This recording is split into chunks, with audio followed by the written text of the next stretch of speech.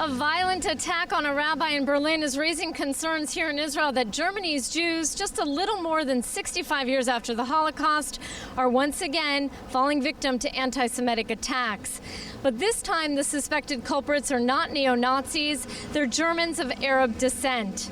53-year-old Rabbi Daniel Alter says he was walking with his daughter when a group of Arabs came up to him and asked him if he was Jewish. When he said yes, they began repeatedly punching him in the face and threatened to kill his daughter. The attackers fled the scene, leaving Rabbi Alter bloody and bruised. He was rushed to the hospital and immediately operated on. Here's what Israel's foreign ministry had to say about the attack. We're talking about a despicable act of violence, a brutal act of racism.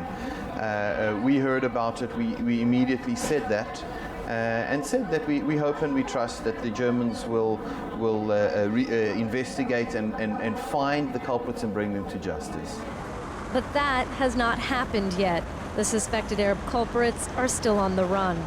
The vicious attack on Rabbi Alter sent shockwaves through the German Jewish community and revived debate about just how Jewish one should look in public.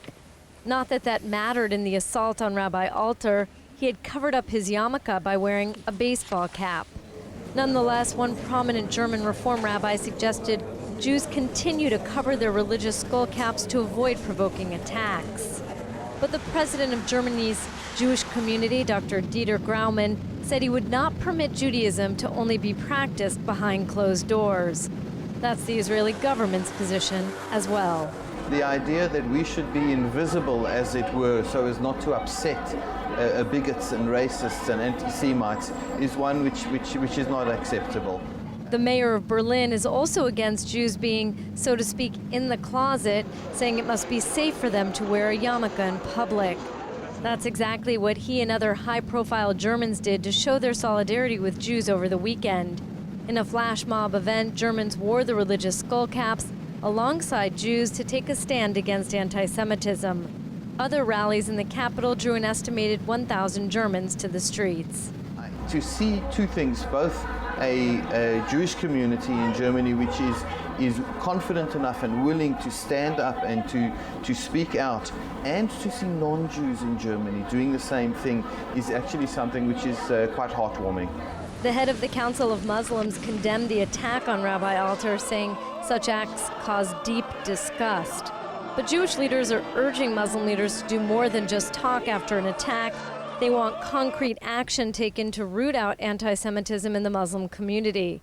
They say Germany's 150,000 Jews are increasingly coming under verbal attacks from Muslims who often act out of hatred for Israel.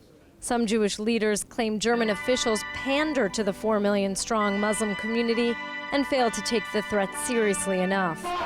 Germany's Office for Criminal Investigations says there's been 436 anti-Semitic attacks this year. Most of the incidents have been property attacks such as swastika graffiti or verbal abuse. But more than a dozen have been physical attacks. The attack on Rabbi Alter comes at a time when Germany's Jews are already feeling under threat. They're fighting to reverse a law that was passed in Cologne that bans the practice of circumcision or brit milah. Now, for Orthodox Jews, that's one of the most important Jewish religious obligations. Jordana Miller, JN1, Tel Aviv.